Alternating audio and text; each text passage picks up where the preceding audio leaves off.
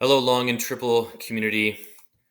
It's been a while since I last posted to the site, and I wanted to just take a moment quickly to reach out and explain my absence.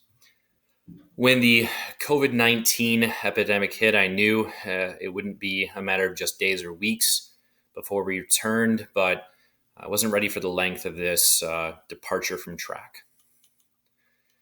After a few weeks, I began to worry about our season and began to brainstorm ways to help athletes experience worthwhile competitions. And I talked with numerous different individuals. One of those individuals being the recreational department person that I deal with for youth track and field here in the city where I live. I discussed a flighted competition that would allow for social distancing to continue, but would only happen, obviously, if the in person numbers were raised. We began to discuss how it would work, started putting things down, took initial steps and so on to make it a reality. Then the governor of Wisconsin decided to extend the stay-at-home order until the end of May. The additional time added provided more questions. The absence of answers in that were deafening and something that negated my initial planning and steps with the city of Sun Prairie. The announcement made it abundantly clear that schools were going to be closed for the foreseeable future, and that their athletic fields would also be a casualty of those closings. That meant no track. That meant no jumping by individuals just looking to maybe record themselves and enter themselves into some digital competition of sorts. This meant, at least I thought at the time, the end of a potential modified season.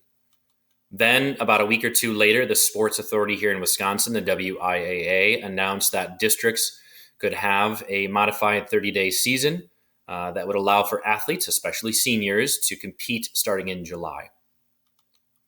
That was extraordinary news, and I couldn't have been more excited when I read it. My excitement levels were back, my spirits were lifted, I was excited, and I was mere moments away from putting something out in the blog when I was told the news really didn't change a whole lot.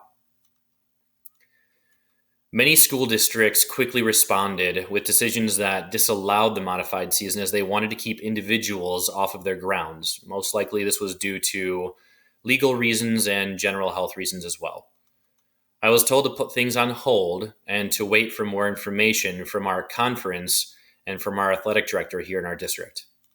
Unfortunately, my athletes and I are still waiting for any news, and although we are grateful that rash decisions were avoided, it doesn't make the wait any less painful. Our district may still back a July season, but I'm highly doubting it at this point. I sent out messages to athletes about the likely end of our season, but that good news could come at any time. I offered my help with any and all jumpers to prepare for either the modified season that could happen or any fall sports, depending on where their focuses were. In all of my 70 athletes, I only heard from 3, and that was a little disheartening. One of which, though, I had a great interaction with that gave me insight into where athletes are mentally and physically right now. I personally obviously know where coaches are, but the passion, anger, sadness, hopelessness, and confusion I got from this athlete made me realize I needed to get my head back in the game and do all that I could to provide as much assistance and support as possible to not only athletes, but also coaches. I allowed myself to get depressed during this time. I allowed myself to feel minimalized. I allowed myself to believe I was no longer needed if athletes and coaches weren't able to compete in the season. On a yearly basis, I wait eagerly for this 3-month window of track to happen. And that eagerness resulted in a negative reaction due to circumstances this time. I couldn't be more upset that I didn't get to work with my athletes this year and spend that time with them and continue building upon what we've done as a team over the last number of years. That ends now, though. No matter the number, I want to be involved in helping others rise from this cloud of despair we've all been stuck in for what seems like an eternity. Once again, I want to help others as much as I can to avoid the dark path I walked since I last posted something to the Long and Triple community. This Friday at 6 p.m., I've decided to hold a Zoom.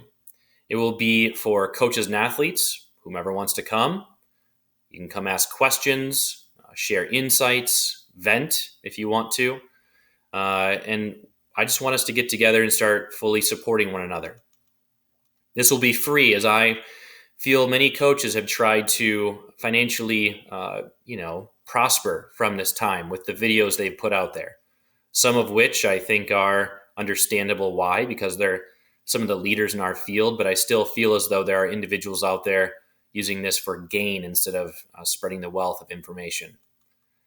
I will post directions to the chat for those that come late so they know how to interact with the group. And whether one person or a multitude of individuals show, I want to get myself back out there into the coaching community and help any way I can. Invite other coaches, invite interested athletes, invite anyone that comes to mind, even parent groups that want to know things or have questions about how they themselves could train athletes during this time. I want this to be for anyone looking to connect and move forward in a positive manner.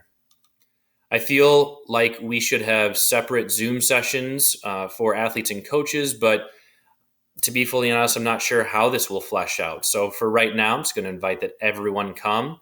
And if I do feel after this first Zoom on Friday like a separate one would be more appropriate, I'll send out directions at that time. I'll post the invite in the newsletter that this video is attached to. And I look forward to seeing any of you that are interested on Friday. I hope that all of you are healthy, happy, and safe during this time, and I look forward to collaborating with you once again.